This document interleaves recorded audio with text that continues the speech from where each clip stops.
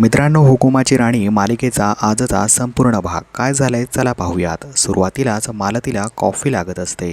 राणी तिच्यासमोर कॉफी ठेवते, परंतु मालती काही कॉफी घेण्यास तयार नसते। मित्रांनो, पाहायला मिळते आता सर्व घरचे मालतीला फोर्स करतात, त्यावेळेस मात्र मालती ती कॉफी पिण्यासाठी तयार होते। पाहायला मिळते की आबा आणि बाकीचे सर्व मंडळी राणीने बनवलेल्या कॉफीचं अतिशय कौतुक करत असतात। त्यांना ती कॉफी खूप आवडलेली असते।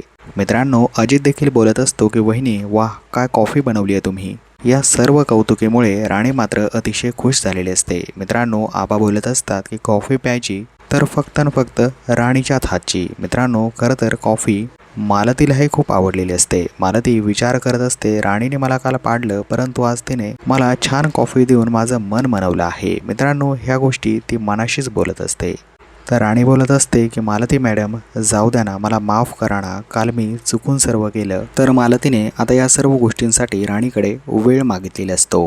वरतून तनिषा हा सर्व ड्रामा पाहत असते मित्रांनो, आणि मात्र तिच्यासोबत उर्मिला देखील असते। उर्मिला बोलत असते की अगं, आपल्याला काहीतरी प्लॅन करावं लागेल, या मालतीचा राग निवळत चालला आहे, असं होता कामा नये। तर मित्रांनो, या दोघींच्या डोक्यामध्ये नवीन प्लॅन सुरू झालेला आहे। राणी आता वरती इंद्रासाठी छान पाणी घेऊन चाललेली असते। मित्रांनो, जिन्यावरनं ती आता वरती आलेली असते। पाहायला मिळते की तिच्या हातामध्ये पाण्याचा जग असतो। तर या दोघी कधी ती रूम मध्ये जाते याची वाट पाहत असतात। मित्रांनो, दोघीच्या डोक्यांमध्ये आता खूप भयंकर असा प्लॅन सुरू होत असतो। तनिषा ती पाण्याची बॉटल घेऊन आता मात्र जिन्याकडे जाताना पाहायला मिळते। मित्रांनो, जशी राणी रूम मध्ये जाते तशी मात्र ही तनिषा जिन्याकडे जाते। पायऱ्यांवरती सगळीकडे पाणी पाणी सांडवून ठेवते। मित्रांनो, ती एवढं पाणी सांडवते की कुणीही त्या पायऱ्यांवरून सहज सटकू शकेल आणि कोणालाही वाटणार नाही की हे पाणी तनिषाने सांडवलं आहे। मित्रांनो, हा भन्नाट प्लॅन या दोघींचा सुरू असतो।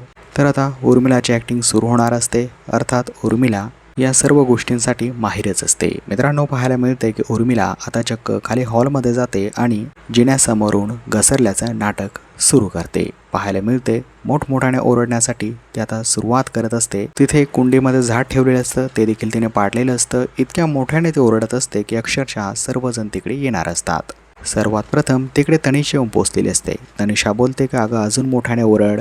तर उर्मिला तिला बोलत असते की तू मोठ्याने ओरड।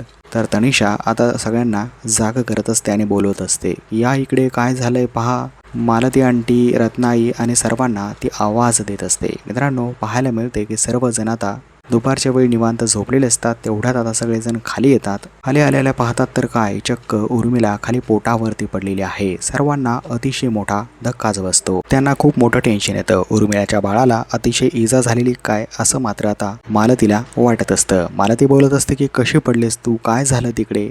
आता या सर्व गोष्टींवरती तिकडे मालती विचारपूस करत असते आणि तिला उठवण्याचा प्रयत्न देखील करत असते। तर मित्रांनो, पाहायला मिळते राणी देखील आता तिकडे पोहोचलेली आहे। राणी पोहोचल्यानंतर मित्रांनो, नेहमीप्रमाणे उर्मिला सर्वांना सांगू लागते की तिथे पाणी पडलं होतं आणि राणीने ते पाणी वरती नेलं होतं आणि त्या पाण्यावरनं मी घसरून चक्क खाली पडले। मित्रांनो, असं बोलल्यानंतर आता सर्वांना असंच वाटतं की राणीने या गोष्टी केल्यामुळे उर्मिला खाली घसरून पडलेली आहे। तर आता उर्मिला सगळ्यांना आकांतांडव करून सांगत असते की राणीला असं वाटतंय की माझ्या पोटातलं बाळ मरून जावं, आपल्या घराण्याला वंश मिळायला नको, असं तिची इच्छा आहे। तर मित्रांनो, उर्मिला असं बोलल्यावरती आता मात्र चक्क मालतीला खूप राग येतो राणीचा। मालती बोलत असते, राणी, मला ना आता खरं वाटायला लागलंय, काल तू मला पाडलंस, आज हिला देखील पाडलंस। आता पाहायला मिळते की राणी मालतीला बोलत असते की अहो, मी काही केलं नाही मालती, परंतु राणीवरती कोण विश्वास ठेवणार। मित्रांनो, आता सर्वजण उर्मिलावरतीच विश्वास ठेवत असतात। उर्मिला एवढ्या मोठ्याने ओरडत असते, ॲक्टिंग करत असते। तर आता पाहायला मिळते सर्वजण तिला उठवतात आणि तिला असं बोलतात की आपल्याला हॉस्पिटलमध्ये जावं लागणार आहे। तर ओरडत असताना आता चक्क उर्मिला राणीकडे बोट करून तिला खूप भांडत असते। असं बोलत असते की माझ्या बाळाला जर काही झालं ना, तर मी तुला सोडणार नाही बघ। तर आता अजित, आबा आणि सर्व मंडळी आल्यानंतर ते विचार करतात की आपण उर्मिलाला हॉस्पिटलमध्ये घेऊन जायला हवं। उर्मिलाला ते आता सर्व उचलत असतात।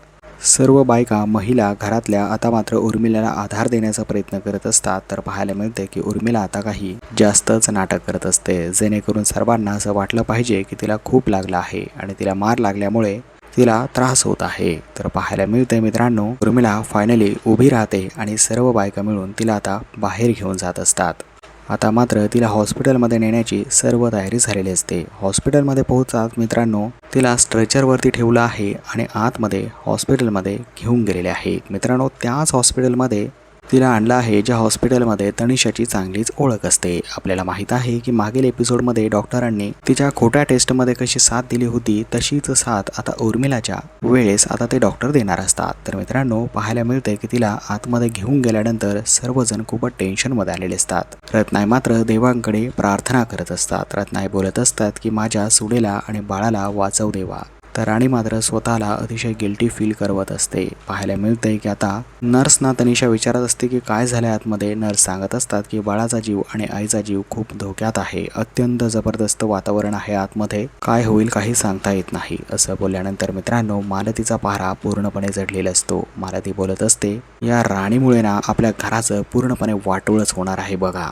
जेव्हापासून घरात आली तेव्हापासून या घराला पूर्णपणे संकटांनी घेरला आहे असं मालती बोलत असते मित्रांनो. आणि तिचा आता पारा एवढा चढल्यामुळे राणीला रडू कोसळतं. राणी बोलत असते की मला माफ करा, माझ्याकडनं काही झालं नाही तरी देखील मी माफी मागते. बिचारी राणी माफी मागत असते परंतु मालती काही एक ऐकून घेण्यास तयार नसते. हॉस्पिटलमध्ये अतिशय मोठा हा ड्रामा सुरू असतो मित्रांनो. तर तनिषाला खूप छान वाटत असतं. तनिषाला खूप मजा येत असते कारण राणीला बोलणं चांगलंच महागात पडत असतं. तर मित्रांनो, पाहायला मिळते की आबा मात्र देखील आता मालतीला दाबण्याचा प्रयत्न करतात. मालती तिने काय जाणून बुजून केलंय का, तुम्ही का राणीला बोलतात, असं मात्र आबा बोलत असतात. परंतु आता मालती काही ऐकून घेत नसते. डॉक्टर येतात. डॉक्टर बोलतात की कोणीतरी एक महिला आतमध्ये या. तर एक महिला म्हटल्यानंतर मित्रांनो, तनिषा आतमध्ये जाते. तनिषा आतमध्ये जाताच तर पाहायला मिळते की चक्क हॉस्पिटलच्या बेडवरती सफरचंद खात आता उर्मिला मजा मारत असते. मित्रांनो, अतिशय मजा सुरू असते तिच्या आतमध्ये. तिला कसलाही आणि काही त्रास होत नसतो. आपल्या सर्वांना माहीत आहे की ही सर्व नाटक करत असते. आणि आतमध्ये गेल्यानंतर चक्क तनिषा सांगत असते की वाह, खूप छान नाटक केलंस तू, बाहेर वॉर सुरू झाली आहे. तर खरोखर मित्रांनो, रत्नाई बाहेर रडत असतात. त्यांना वाईट वाटत असतं. त्यांच्या नातवंडांची त्यांना खूप काळजी असते. पाहायला मिळते की राणी एके साईडला शांत बसून घेते. तिला खूप रडू येत असतं. बिचारेवरती काही न करता एवढा मोठा ब्लेम लावण्यात आलेला आहे हे कुठेतरी तिला सहन झालेलं नसतं. तर पुढील भागामध्ये आता उर्मिला बाहेर येते.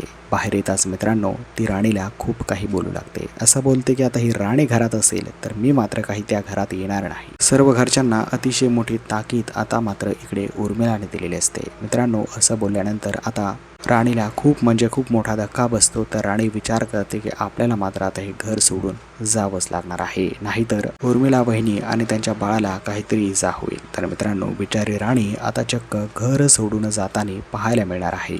तर इंद्रा विचार करत असतो की आत्ताच तर मी राणीला घरामध्ये आणलं तर पुन्हा एकदा राणीला कोणी बाहेर काढलं. यामागे कोणीतरी ठराविक व्यक्ती आहे, काहीतरी ठरवून घडवलं जात आहे असं मात्र आता इंद्रा आणि राणीला अतिशय मोठा डाऊट आल्याचं पाहायला मिळतंय. तर पुढे काय होईल मित्रांनो, पाहणं इंटरेस्टिंग आहे.